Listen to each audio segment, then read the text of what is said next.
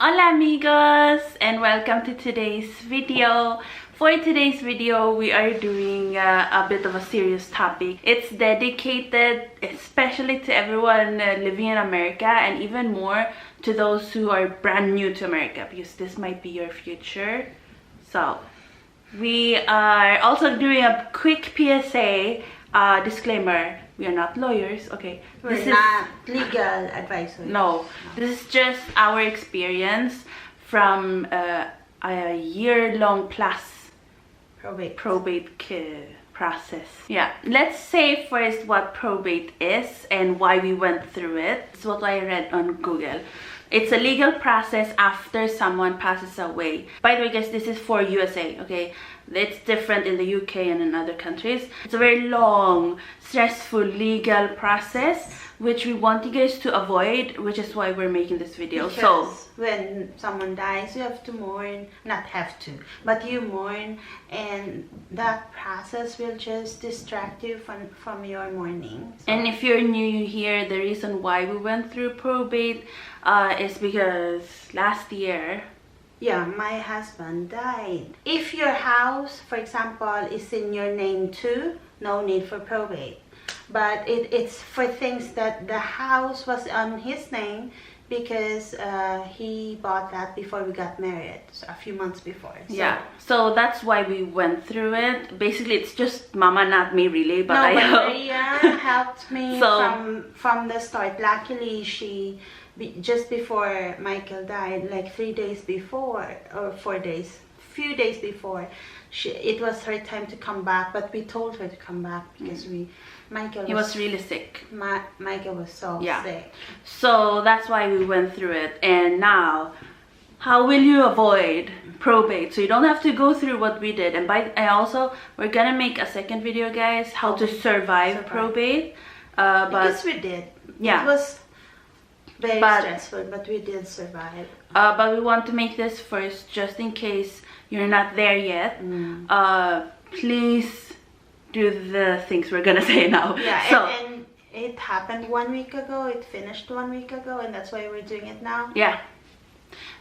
So basically, straight away, I'm not gonna drag this on.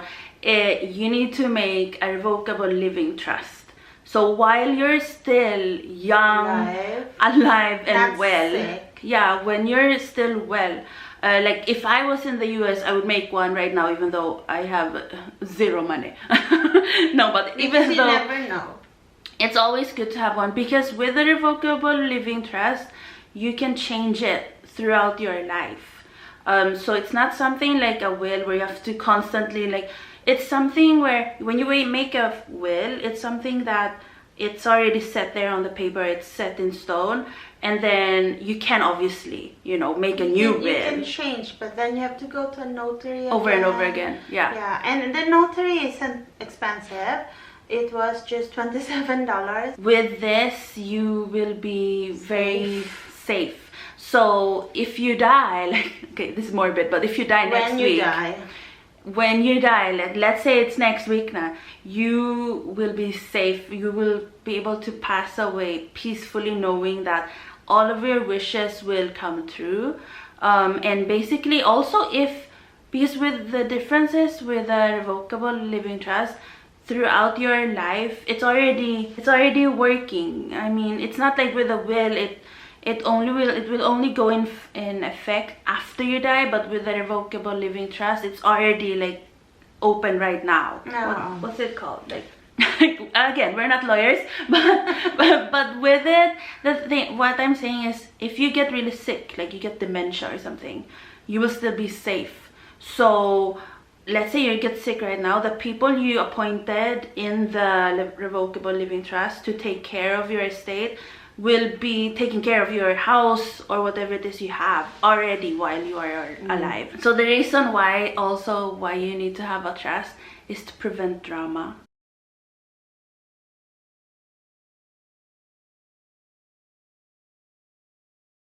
The only reason why contesting a living trust ever really happen is if, let's say, you make your revocable living trust at 25 and you're fully healthy, then when you're 80 you have dementia and you suddenly change it to something bizarre, like a street dog gets everything, then they can. But usually it's a bulletproof thing. I've seen lawyers say it, that's what they are doing for their families. And I think more people should say this, because we didn't know what a probate was, and we were like googling, no, it's not on probate, oh, cars are not on probate, and then we discovered, our lawyer said, oh yeah, it should be on probate. And we will talk more about probate in the probate video, which is in the next video we will make.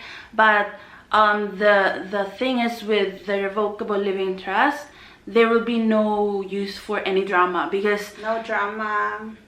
Let's say there's 99% bullet. Yeah, let's say there's lots of siblings argue every day for no reason, but when even the parent the parent is alive, especially much more when they die. Yes, so especially when that happens, because what will happen is everyone wants to get all the special and so when that happens with the revocable living trust, you can be sure that this special thing you want to go to this special person will go there. Nobody can be, no, it's supposed to be mine, because it's already there.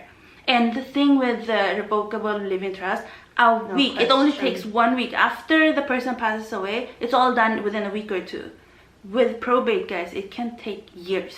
For us, it took 1 year, so 1 year and 2 months, and we had to pay $4,500 for the lawyer, especially since when we made the first and final accounting, we couldn't do it ourselves, so that's why it became $4,500. It can be $10,000 with a probate. And it also depends on each state. We were in Oregon. So with a trust, it can be up to $4,000, from $4,000 to $12,000. So it's almost the same, but yet much less hassle and drama. Like the drama, you don't need a drama, because you're mourning your loved one. You don't want to be so busy. You will become very busy with a probate. And you know, I really want you guys not to experience probate, because the thing is, when you never want to think about your loved ones dying. I hate the topic so much. I get mad at Mama when she wants to talk about it. I get so grumpy because nobody wants to talk about it. It's a horrible thing to think about, but sadly we sadly we are not immune to death. So it will happen one day, guys. Even the strongest person will die one day, and so you don't want to have to think about all of this stress when your loved one is gone, especially if it's your spouse or parents or kids, God forbid. Now, so, you know. Yeah. If you really want to avoid so much cost, you can prevent it also by having everything, like your house, your bank account, to be joint. Like, put their name, whoever you want. So you both, so all of the people you want, like, let's say you live with your husband, it's usually about, you know, spouses, but let's say you live with your spouse, don't have it all be owned by one of them. Usually it's the man who owns everything in the US. The deed should be on both, but it can be like a complicated process, but not so expensive. But really, for me, if I had a choice, I would want a living trust, because it's almost the same as a will. And even when you have a living trust, you still need to have a will, and it's not expensive. So guys, if when you make a revocable living trust, that is not for everything. So it's for the big stuff, the houses, you know, if you're really rich and have a bunch of houses, but even if you just have one house, you know, the really big stuff, bank accounts, you know. But when it comes to like small stuff, like like, let's say like a special jewelry, or like a really special, I don't know, a book or cabinet, I don't know, that's stuff that goes in the will. And if you have minors, obviously you have to appoint them a guardian. That you can only do in the will. So, but when you can also have a trust for the minors, but yeah, but I mean, who will take care of the kid when you're passed? Yeah. So you have to have that in your will.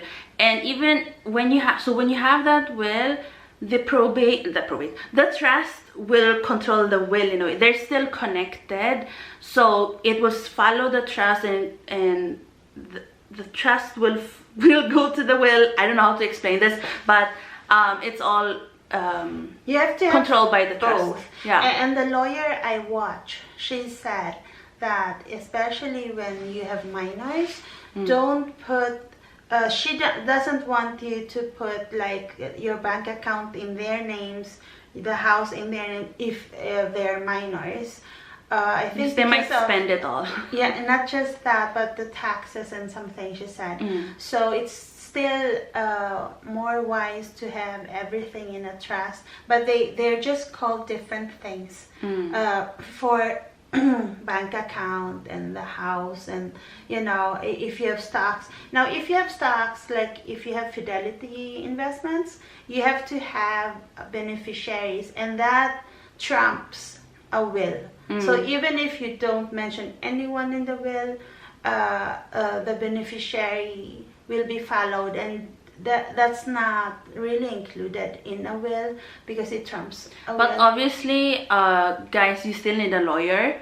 And so usually this will cost, like making a living trust, a revocable living trust will cost maximum, they say maximum 8,000. Obviously this depends on, you know, if you have like 10 houses, you know, it depends how many. It's the same with probate, 10,000 max. 10,000. That you have so to it's pay. Almost the same, but less hassle. The difference is with the revocable living trust, you pay for it while you are alive, and for you it feels like, oh my goodness, this is so expensive. It's not. I'll just let my family deal with this when I pass because it will be cheaper. It's not. It's not cheaper. Probate sounds cheaper. Yeah, because it sounds cheaper. It will depend on the lawyer, because there are lawyers that would just tell you, oh, pay me 2,000, between 2,000 to 7,000. But in the end, because you're in mourning, when it was happening, I felt like I was stupid because I was so stressed. I was in pain. My body had a lot of pain. I couldn't think. It was hard I couldn't think. So you have to rely on your lawyer, and that will cost more when you rely on your lawyer. So it will depend on what you have to research, guys. And when you research, usually like you will research online, and you might find like a bunch of different lawyers, and it might be tempting to choose the cheapest one, but sadly look for reviews. The cheapest one is not the best. No, and then look for reviews. The reviews might be the most important. Like how many reviews there are. They only have one review. No. How many good reviews, and then how long they've been working. And if you have a choice, choose one in your local area, because it's so and guys, you will pay for their, not pay, but you know, when they travel, it will be on their fees. You will see later. You have to think about also, it's like a job interview, but like vice versa. So or I mean the other way. So you are the one who's gonna hire. Make sure to talk to them on the phone, go to their place. Don't sign anything yet, okay? Just go there, meet up with them, talk to them. If their place is, you know, not the most professional looking, or if the way they're speaking, if you don't feel confident, if you have a weird gut feeling, like something feels off, don't. The problem with, if you're watching this and your loved one is still alive, the problem with not having a trust is when someone dies, you second guess yourself. So you're not like you're not thinking, oh, what kind of lawyer? Oh, where is the lawyer? And so that's why we're saying get the trust. This is why the trust is important, because before any trauma has happened, your brain is still working. Yeah, you can all think properly still, and you can discuss things. You don't have to do it all in one day. Unlike with probate, guys, when the person dies and you're left there, especially if you're all alone, you're left there. Especially in the States. We're saying this for the States. Yeah. And you're so confused, like, how you're not a lawyer for the most part, and most people are not lawyers. And there's so many things to take care of also. And then not only like the fact that you're stressed out about, you know, the funeral. You're stressed out about what do you do with the house. Are you gonna sell it? Are you gonna keep it? What about the car? What about all of the family members who are gonna bombard you guys? Yeah. So with a trust, the family members, you don't have to deal with that. You don't have to deal with all of the stress. And I wish I had like a bigger channel so more people could see this, because it's super frustrating. And I'm reading on Reddit almost every day, and I see like people talking about, oh, my husband just died, my wife just died. Usually it's the husband. And so it's basically, guys, especially if you don't want to do a trust because of whatever reason, make sure that so this is like in the case of if you have a husband and wife, husband, you know, a couple, if you're a couple, married couple, you have to make sure that everything is in both of your names. So let's say the house, because I've read so many stories where it's just the man owning everything. It's like it's still the 60s, car, okay, the house. Because in the US, guys, I was shocked about this, but they're still quite, you know, stuck in the olden days where it's the man doing everything.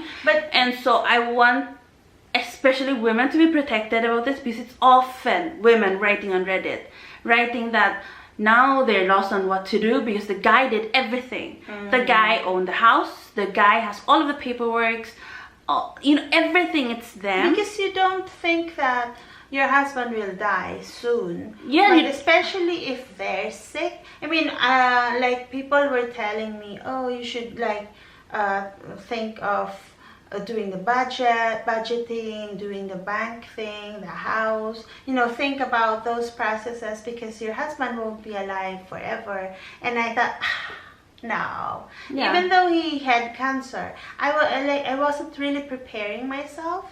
Even though, I mean, even Michael, he was like afraid I wouldn't be able to budget, and I said I'm okay with that. Like I can do that. The thing is, that's not the hardest thing. The budgeting. I mean, no, he was also like teaching me, oh, if you want to buy stocks. I mean, I was looking at it, but I was in denial. But the thing is, I think even the guys, they're not focused enough about, you know, when they're always saying, oh, what about when I die? How will you know, you have to think about how to pay the bills, how to do all of the paperwork, how to do the taxes. But honestly, that's nothing, guys, compared to probate. And I think the husbands forget that it's not just about, oh, how do you do the taxes. They forget that there's this thing called probate that will happen, which is worse than paying taxes. We never talked about probate. I've never heard of it before. I didn't even know what it was. Yeah, I didn't know. So because it's not a thing here in Denmark, guys, that's why we don't know. Yeah, it's safer here. Yeah, this video is definitely a lot of women will be watching, I think, because on Reddit it's all women writing, and it makes me so sad. Yeah, because it's so sad, because when the guy is alive, it's like the guy does all of those things, and then the guy, I don't know if they don't want to think about it or what, but a lot of them don't prep, you know, for what will happen after, which should be making a trust. And even though you think you have everything covered, you will still miss something. Yeah. I mean, think about this also, especially if you have kids or stepkids, you know, or someone or a sibling to your husband, or that they would want some things from you that your husband didn't say, and then you don't know. Oh yeah, it's hard too, because when they're gone, if they never mention, you have to rely on you, and like you will feel guilty or angry, and the family will blame you for everything. Yes. So if you have a trust, this is why the trust is important, because that's your words, guys. and it's like you're still alive in a way in that paper, and you will still, even after death, be able to control everything. Yeah, and don't think that this is just for rich people. We're not no rich. Guys, no, we're not rich. Yes, we had a house, we had, you know, but a lot of people have homes in the US. So also, just like with the probate, so with probate, there is like an administrator who will handle the will. With the trust, yeah, usually it's the husband or wife. With the trust, you will still have somebody controlling everything, and they're called successor trustee, and they will take over everything. And they what they knew about trust before was just trust fund. So trust fund, baby. I thought it's just for rich people. I feel so bad if you're watching this and the person has already passed, because then watch our next video. That you will, watch the next video, because this video I was researching. This is preventative, but I was researching how to avoid probate while in probate. So it's too late then. So that's why also we're making this, like, you have to do it now. Like, you might say, oh, okay, I'll do it when I'm 60. It might be too late. What if you get into an accident? We don't know.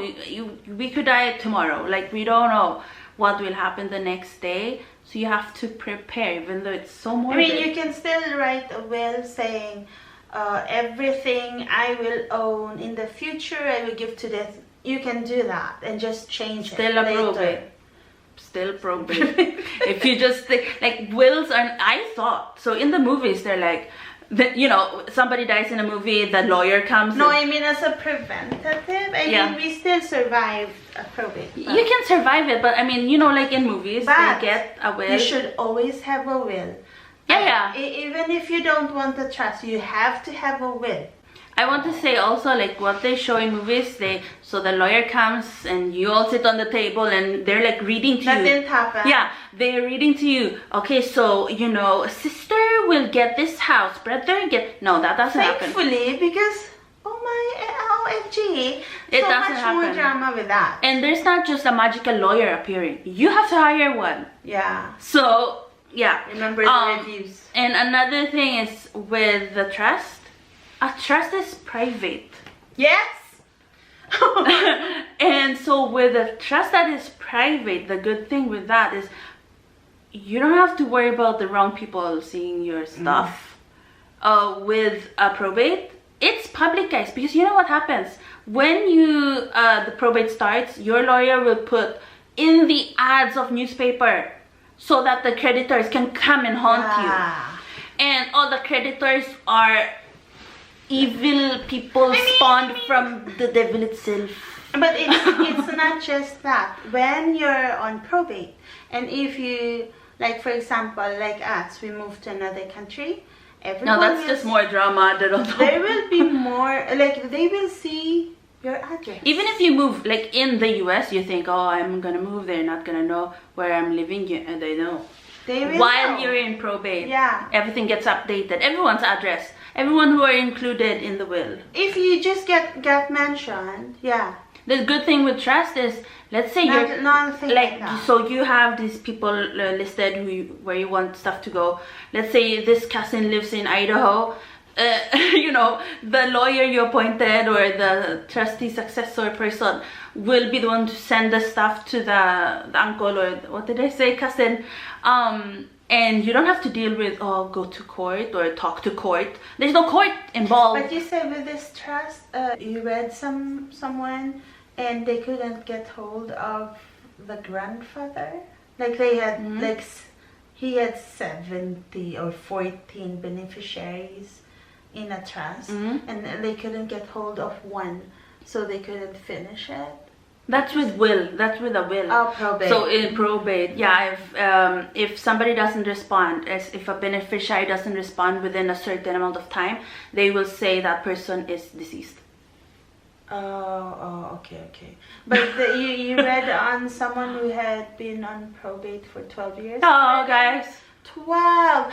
You don't want to go through that. I've been praying for the probate to finish, and I couldn't believe it. Like, I couldn't believe it. We called the court to verify, and we put it on the record, and I had to like listen to it several times. And it took 1 year, 2 months. That's short. Usually they write 6 months to a year. So it's still longer, but I was so happy. I was so thankful to God. Oh my God. When the person you love die, you do not want to deal with papers. You just want to mourn them, sit in the corner, and you know, cry your eyes out. You can do that with probate, guys. You know, the second day you already have to get a lawyer. You already have to file everything you have to file, and you're like so confused. Then the night comes and you can't do anything, and then you're like in shock. It's so traumatic, guys, to go through probate, and we're not being dramatic. It's super traumatic. And we wanted to move back to Denmark, so we became even busier. So we had to, like, you know, give everything to the family and things like that. Talk with people, and you're so busy, and we had to like think, oh, what will we do with the house? And it's really stressful, guys. You don't want to go through it, so make a trust as soon as you can. And it's only expensive at first, but then you can live like you don't want to talk about that. As expensive as a probate. Yeah, but I mean, you don't want to talk about that, but with the trust, you can talk about it once. Do it once.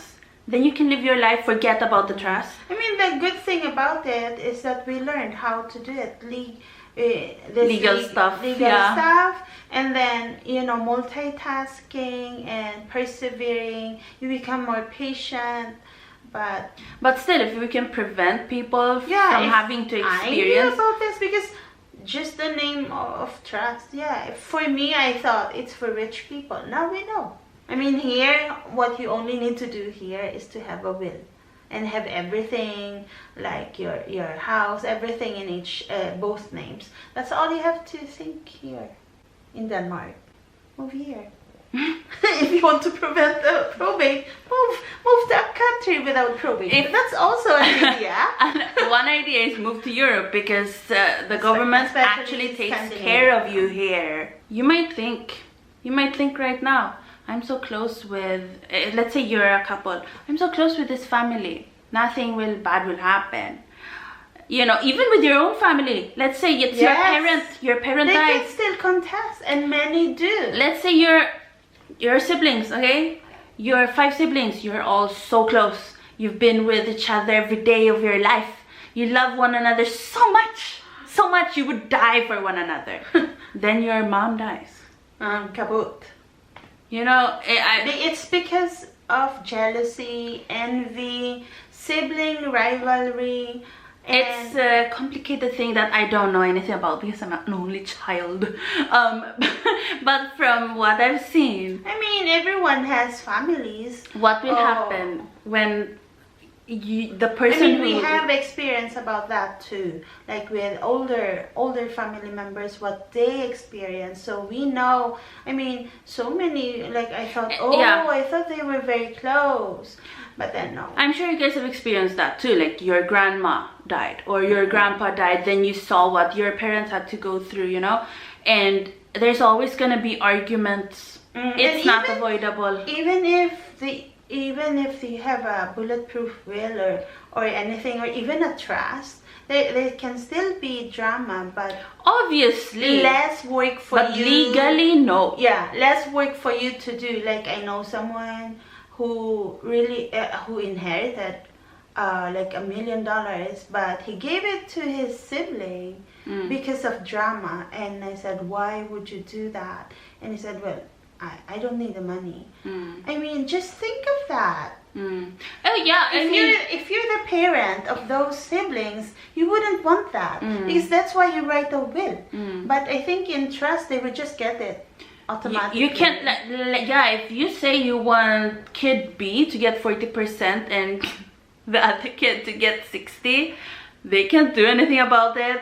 It will go where it has to go, and there's no contesting. Yeah. Well, with that person I know, like $1 million, that's a lot of money. And that's why you know that probate is so horrible, when people want to avoid it that much that they just give their money away. Like, but I've read, who knows this? It's really rich people, or people like us who have experienced it. if you don't have that experience, you wouldn't know. And I know, like, watching this, especially if you're really young, you're like, "Ugh, boring, I'll deal with this later." No, deal with it now. I mean, it's already over now, but goodness, a trust would have been, for everyone, it would have been so much easier. But I think for us, it's a blessing in disguise because we learned about it, and now we can make it. We are making a video about it because it's so done, hard to research about, like, probate. Yeah, I've only seen that lawyer. I think 2 lawyers. That's also why we're making this video, so that there's more content about this, because I was researching and I couldn't find almost anything. I couldn't find anything like this, like a video of people talking about it, because once probate is done, you kind of wanna forget about it. You don't want to have to talk about it. I wanted to make this video like last year. Yeah. But of course we couldn't. And we're still not talking about the details. No. Out of respect. Technically we could, but out of respect, we're not gonna. Yeah. I mean, not really respect, but just to be decent. Yeah, respect. And we don't want any more trouble. Yeah. We don't want drama, guys. More drama. So that's why we're making this. Of course, compared to others, we didn't experience that much. Like, there's worse cases. Almost want to kill each other. Goodness, guys, the stuff I've read on there's this subreddit on Reddit called legal. What's it called? Something legal, something. And they're all talking about legal stuff and a lot of stuff about probate. And there's like kids, they're like telling, they're like writing, what am I gonna do because, oh, my mom didn't have a will. Oh, goodness, that's the worst thing you can do. And I'm gonna timestamp, obviously, as usual, this video, so you can skip to the points you wanna hear about, and more like details in the description. Yeah, because I have a lot of notes and I can write it out, and sometimes some people just want to read, so I'll write that in the description. This is how stressed I was while under probate. You know this app Duolingo? For some like winter time, I couldn't think. I had to write things in my notebook. Well, now after the probate, when I'm doing Duolingo, I'm doing everything like so fast. I remember everything. But I mean, of course I have my diabetes, but when someone dies, yeah, and you have, so that's bad enough. Like for me, I was crying for almost a year. And then when winter time, it became so bad because winter here in Denmark, it's so depressing here. So depressing. And then the probate, I thought, oh, it will never end. Like I felt like I was going demon. It's stressful. Really depressing, guys, to go through it. At the end of this video, we would just want to say, go and make a revocable living trust. That is it. We could make a 1-second video, honestly, and just say that. Because that's the main goal here. That's the main goal. Just make a revocable living trust. That's it. That's the end. That's all. And all of the other stuff we said is just bonus. We can say more about how to pick a good lawyer in the next video. Yeah. Because we might have forgotten. Yeah. We will talk about how to survive probate in the next video if you sadly have to go through that. But that is it for today's video. If you guys have questions down below about all of this, then do let me know. And if you don't want to talk about this publicly, you can go to my Instagram at AriaABFNV011 and DM me if you don't want to talk about it publicly, because obviously this is a very sensitive thing, and I am open to talking about it, just not personal stuff about what we went through. But I want to help you guys if you have any questions, and I'm not a lawyer. We learned a lot, and I know there's I could talk about this for days. So yeah, write me a DM if you need. I might look like I'm 5, but I have Maria some knows so much knowledge. She researched a lot. I mean, I wish I let her research more, because at the beginning I was like afraid, so I was researching myself, but I was not in the right state to be researching. No, because who would be like? I trust her, And because if you're the spouse, you have to have someone you really trust, because they can do it for you. Because honestly, I wasn't, like, I was still capable of doing things, but not like now. This is also why you need to make a revocable living trust, guys, so that your loved ones do not have to be so stressed out. They will deal with all of the paperwork in 2 weeks, and then it's done. With the trust. With the trust, and they can move on. Not move on, but they can heal, and they can focus on, like, your funeral.